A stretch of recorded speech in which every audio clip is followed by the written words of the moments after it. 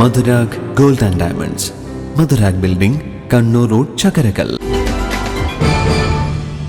വാഹനാപകടത്തിൽ ഗുരുതരമായി പരിക്കേറ്റ മസ്തിഷ്ക മരണം സംഭവിച്ച 22-കാരൻ 4 പേർക്ക് പൊതുജീവനേകി യാത്രയായി. കണ്ണൂർ ശ്രീകണ്ഠാപുരം വളക്കൈ മാടത്താനിക്കുന്നിലെ ഗണേശൻ തങ്കമണി ദമ്പതികളുടെ മകനായ അർജുനാണ് തന്റെ ഹൃദയവും കരളും 2 വൃക്കകളും ദാനം ചെയ്ത് 4 പേരുടെ ജീവിതത്തിന് പുതിയ പ്രതീക്ഷ നൽകിയത്. ഗുരുതരമായ പരിക്കുകളോടെയാണ് അർജുനെ കണ്ണൂർ ആശ്രമിംസ് ആശുപത്രിയിൽ പ്രവേശിപ്പിച്ചത്.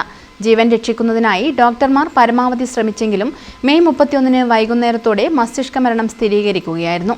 തുടർന്ന് മകന്റെ വിയോഗത്തിന്റെ തീരാ ദുഃഖത്തിനിടയിലും അവയവങ്ങൾ ദാനം ചെയ്യാൻ മാതാപിതാക്കൾ എടുത്ത ധീരമായ തീരുമാനമാണ് അവയവങ്ങൾ കാത്തുകഴിയുന്ന രോഗികൾക്ക് തുണയായത്.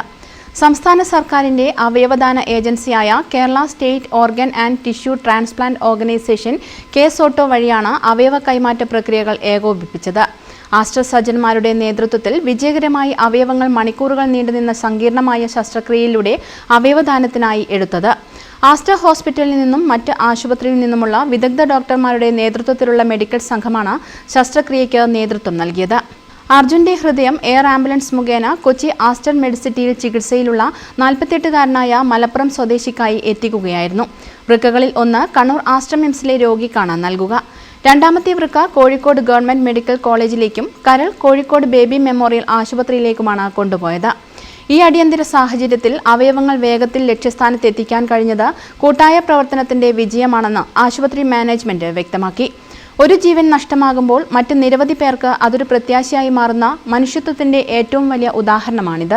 ഇതിനായി പ്രവർത്തിച്ച പോലീസിനോടും സർക്കാരിനോടും കേസോട്ടോയോടുമുള്ള നന്ദി രേഖപ്പെടുത്തുന്നതായി ആശ്രമിംസ് സിഇഒ ഡോക്ടർ അനൂപ് നമ്പ്യാർ പറഞ്ഞു. എയർ ആംബുലൻസും ഗ്രീൻ ചാനൽ സംവിധാനവും ഉൾപ്പെടെയുള്ള അത്യാധുനിക സജ്ജീകരണങ്ങൾ പ്രയോജനപ്പെടുത്തിയാണ് അർജുന്റെ അവയവങ്ങൾ വിവിധ ആശുപത്രികളിൽ ചികിത്സയിലുള്ള രോഗികളിലേക്ക് എത്തിച്ചത്. News bureau, Kannur.